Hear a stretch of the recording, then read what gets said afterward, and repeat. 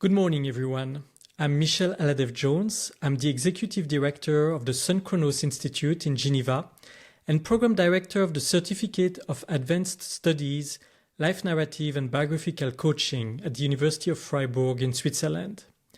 I'm also Adjunct Associate Professor in Adult Learning and Leadership at Columbia University and the co-founder with Sabine Schmidt-Loff and Fadia Daka of the STREAM Network, which stands for Spaces, Times and the Rhythms of the Education of Adults and its Movements, a research network formed within the European Society for Research in the Education of Adults. First, I would like to apologize for not being able to be with you all today. I also would like to thank very much Jörg for the organization of this symposium, for his invitation to be part of it, and for making it possible for me to have your attention for this presentation that is titled Interpreting Crises and Transformative Processes as Complex and Rhythmic Phenomena. Today my contribution is based on previous reflections, including those presented in an article written during the COVID-19 pandemics and published in open access in 2021 in the European Journal for Research on the Education of and Learning of Adults. This contribution was inspired by the attempt formulated in 1976 by Edgar Morin, the French philosopher and sociologist, to develop a general theory of crisis, informed by complexity theory. It is also grounded in my current research and my interest in theorizing the temporalities and the rhythms of emancipatory and transformational processes in adult education. When I wrote this paper in 2021, I was, like most of you, locked into a situation which provided me with plenty of opportunities to consider the relations between crisis and transformation. I'd like to start by inviting you to think about the experience we have been through during that period and think about how we may in the future envision the marks and influences that such a crisis had on our lives. So, how was the experience of the pandemic transformational? In 10 years from now, if we had to consider the impact of this crisis, how would we relate to it? How would we describe it? Individually speaking, this crisis may be remembered by some people as a turning point. However, as we are barely getting out of this crisis, we still remember that it was quite a long process we've been through, that unfolded through a significant duration. So, from a learning perspective, it is worth questioning how we may in the future keep track of the granularity of such a transformational process. How are we going to keep memories of this period? 4 years later, I personally have already forgotten a lot of the dilemmas, the tensions, the questions that emerged in the midst of the pandemic. My assumption today is that from a learning perspective, some of those forgotten memories may play an important role to understand how we change and transform ourselves in the everyday life and throughout the lifespan. To go a bit further in this reflection, I would like to use the metaphor of the whirlpools of a river. As the river carves its bed, the experience of a crisis leaves deep traces.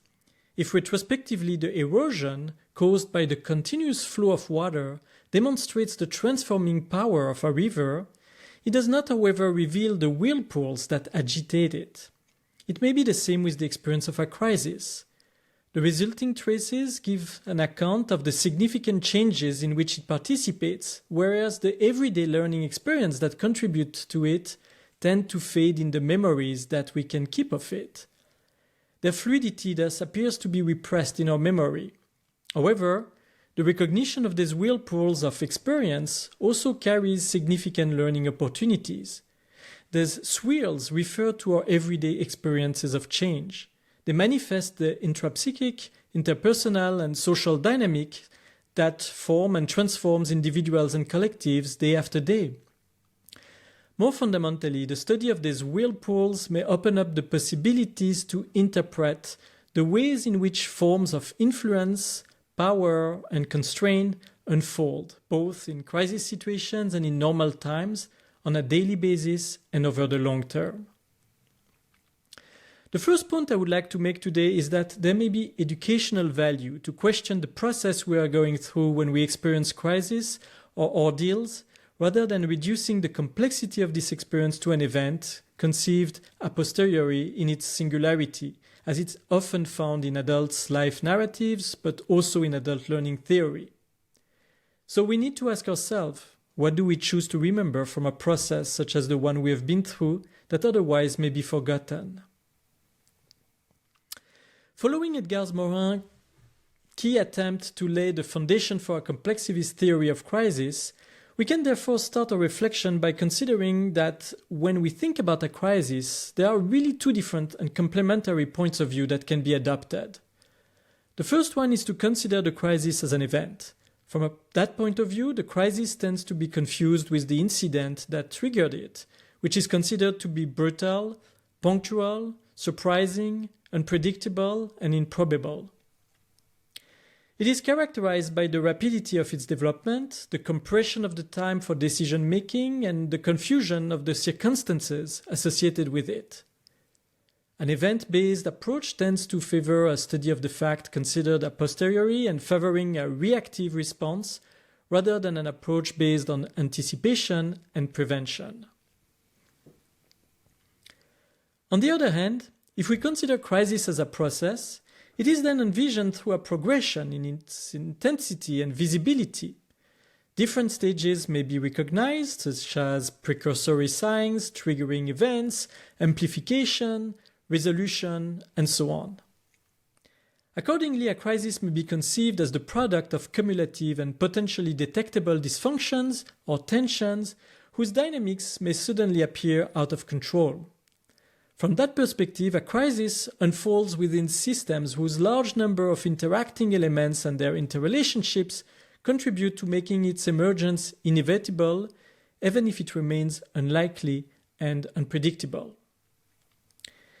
In my opinion, considering crisis from a processual perspective may potentially be empowering, because it keeps open up the possibilities to think about the tensions that feed the crisis and that cannot be reduced to the triggering event. From a learning perspective, considering crises as events to be analyzed a posteriori is quite limiting. Once we get to the point where we observe the emergence of a turning point, it's often too late to have significant influence on what's going on. So, to inscribe the crisis within a duration made of ongoing tensions and regulation strategy may open up ways that are more empowering once we consider tensions that are constitutive of a crisis.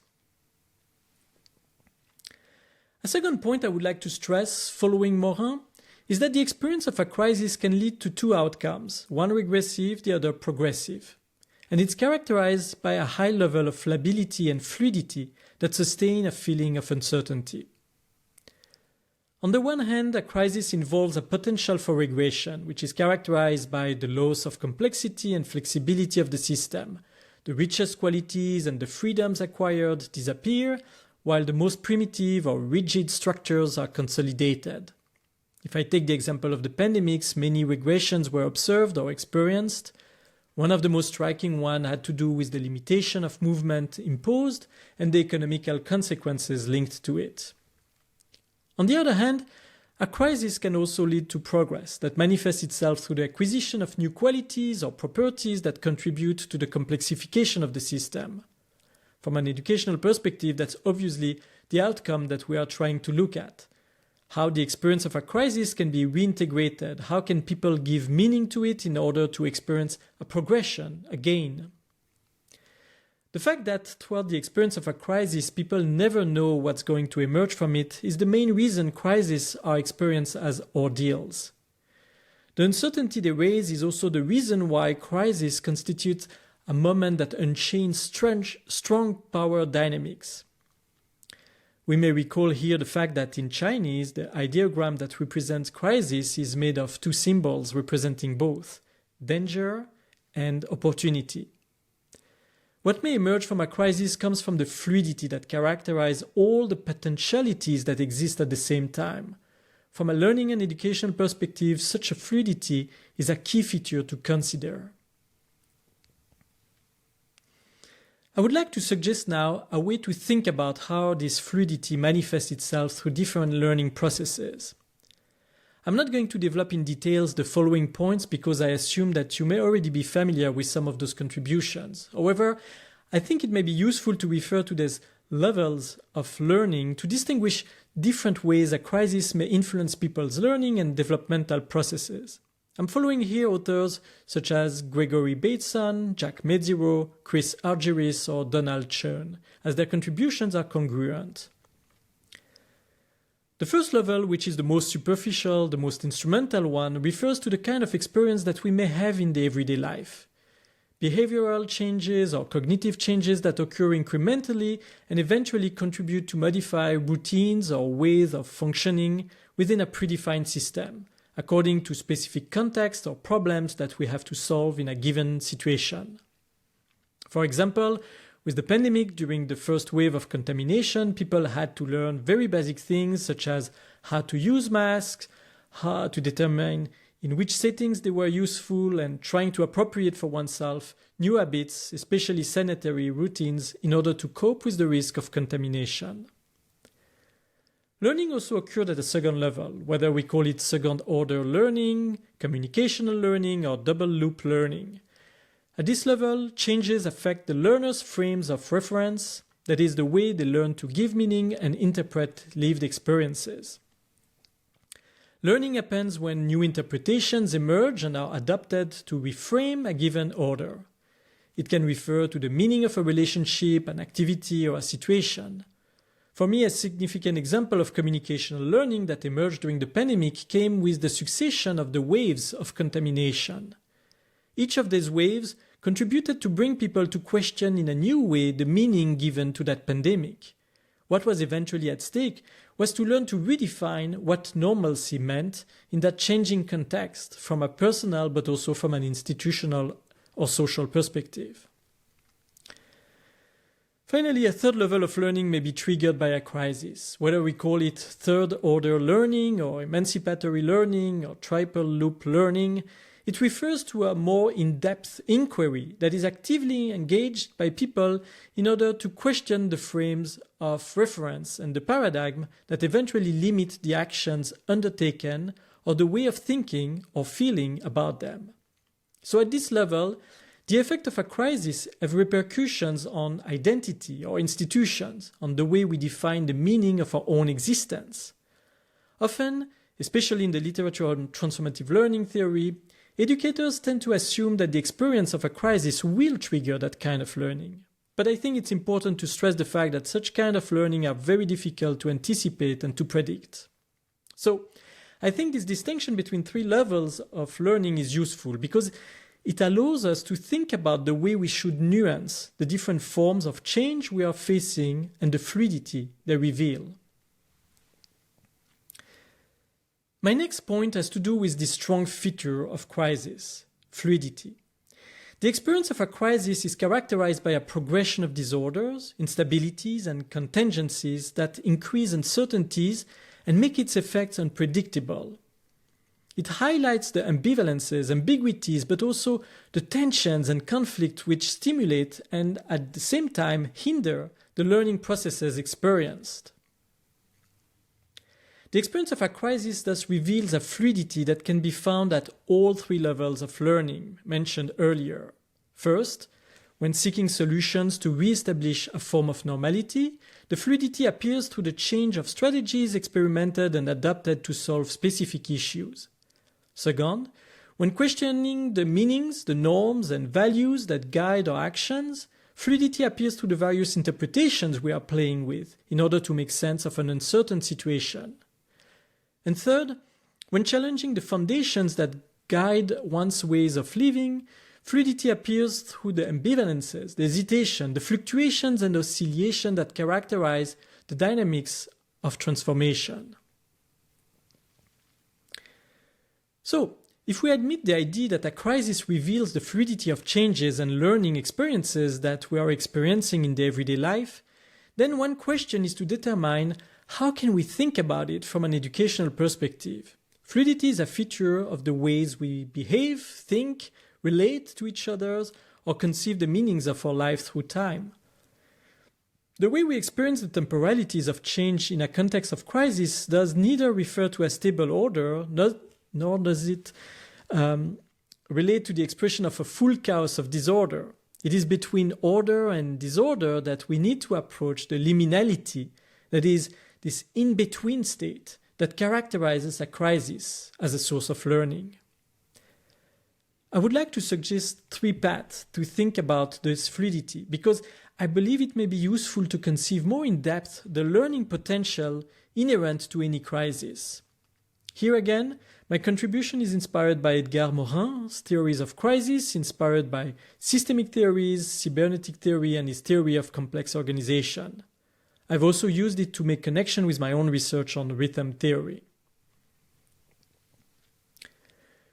The first way we can think about the fluidity that is revealed in a situation of crisis is by paying attention to the configurations, patterns, and structures that organize it. For Morin, any crisis reveals tensions, antagonism that are constitutive of the system under consideration, whether it's a crisis experienced individually or collectively. A crisis does not create necessarily new antagonism. It reveals antagonism that were already there. They can take many forms. The presence of antagonism reveals differentiated sets of tensions or dualities that organize people's experiences and define who we are, how we perceive ourselves and others, and how we evolve. Such patterns may, for instance, refer to embodied experiences, for instance, immobility versus mobility, or feeling healthy versus unhealthy. Antagonism also appear through conflicting psychological states or dispositions, for instance, well-being versus suffering, high versus low self-confidence, trust versus skepticism. Antagonism also characterizes contradictory ideological values such as liberal versus conservative ones, or differentiated social status, for example, being single versus being in a relationship, being autonomous versus dependent, being employed versus being unemployed. Thus, the pandemics revealed economical inequalities, gender inequalities, but also social inequalities between, for instance, different professions, more or less vulnerable or exposed to risks. Such tensions and antagonism existed before, but the crisis revealed them and actualized them, providing us with an opportunity to learn more about how the social fabric is organized. The fluidity of our experiences is made of such antagonism and tensions, and they reveal configurations that structure our lives and evolve. The fluctuation that comes with the alternation between different states or positions may be critical to explore and question. It opens up possibility to envision not only the fluidity of a crisis, but more broadly the fluidity of the life course, conceived through the recurring tensions and polarities that are constitutive of the fabric of one's own existence. The identification of antagonism and tensions in crisis situations therefore opens up the opportunity to consider how learning and transformative processes evolve through ebbs and flows between different states, behaviors, beliefs, roles, functions, or positions that organize the flow of our everyday life. If a crisis reveals pre-existing tensions and antagonisms, it also reveals dysfunctions in the ways such antagonisms are regulated. Thus, the pandemic exposed successively different types of dysfunctions, first, obviously in the ways human bodies were responding to the contamination to the COVID-19 virus, then in the ways our institutions, including government, regulated or failed to regulate organizational, social, economical, and political tensions triggered by the waves of contamination. According to cybernetic theory, a system depends on feedback mechanism to regulate itself, and the ways it operates rely on 2 types of responses: inhibition or reinforcement. The alternance between negative and positive feedback, inhibition and reinforcement, involves the repetition of cycles of response that are manifest through loops, returns, or alternances. Feedback loops, through which a crisis is regulated, allow to describe how its tensions evolve and fluctuate through time. Considering the pandemic, if we look at the successive waves of contamination, they illustrate well the collective capacity or incapacity to cope with and regulate the biological risks inherent to the virus. The progressive adaptation came through the repetition of different means of regulation implemented, from strict containment all the way to vaccination. So, individuals and institutions learn from observing the effects of their successive responses. What I'd like to point here is the fact that when we are facing a crisis, beyond the initial perturbation, its development is actually constituted by the recurrence of responses that characterize everyday reactions, which, like ripples, participate to the evolution of the situation. It is therefore interesting to question their transformative dimension by paying attention to the repetitions that are characterizing the way a crisis unfolds, both in the everyday life and through longer periods of time. How many times did we have to repeat a behavior to trigger a transformation? What was the period separating the repetition of specific responses? How did the tempo of these responses evolve? So there is a second way to consider the fluctuation that determines how learning and transformative processes unfold through time, and it has to do with the ways tensions are regulated, and more specifically, how responses or activities are repeated or reproduced through time. The third and last feature that characterizes crisis is also the most obvious one. The reproduction of experiences involving antagonism and tensions and the way they are or fail to be regulated have cumulative effect. They may contribute to threatening the integrity of the system, for example, due to the depletion of resources or the radicalization of implemented measures or their rigidity. They may allow the emergence of new properties, contributing to its renewal, for example, by accelerating awareness or the diffusion of information, exchanges, or collaborations. These phenomena participate in the reorganization of ways of thinking, feeling, acting, or collaborating at the individual and collective levels. As the crisis unfolds, these reconfigurations become conscious through liminal moments that may be interpreted as thresholds and that determine how people experience the irreversibility of the changes taking place. If we want to study transformational processes, we need to understand better how recurring phenomena eventually reach an irreversible point that makes their effects be experienced as permanent. What is required for a repetitive response to eventually lead to permanent effects? This point is crucial if we are interested, for instance, in understanding the power dynamics that are constitutive of a crisis and how they shape transformational processes. Indeed, the exercise of power relies on the capacity to impose a threshold used to define a before and an after crisis. One of the key political aspects during the pandemics, inherent to the ending of it, was eventually to have people accepting a specific ratio of casualties or risk to justify a new state of normalcy. From that perspective, transformation can be measured by the capacity to pretend or to accept the idea that a change is irreversible. What I've tried to communicate briefly with you today opens up the possibility to question the kind of learning that we may want to develop in order to cope with crisis processes and beyond to any phenomena conceived as fluid. We have seen that crises express fluidity in the ways people behave, think, feel, or interact, such as fluidity is both ordered and disordered at the same time. Following Morin's insights, I've suggested to approach the formative and transformative aspects of a crisis by paying attention to, first, the tensions, patterns, and structures it reveals and displays. Second, the repetitive and periodic phenomena that characterize the ways such tensions are regulated. And third, through the irreversible emergence through specific thresholds of new properties that comes from the cumulative of incremental changes leading to major reconfigurations.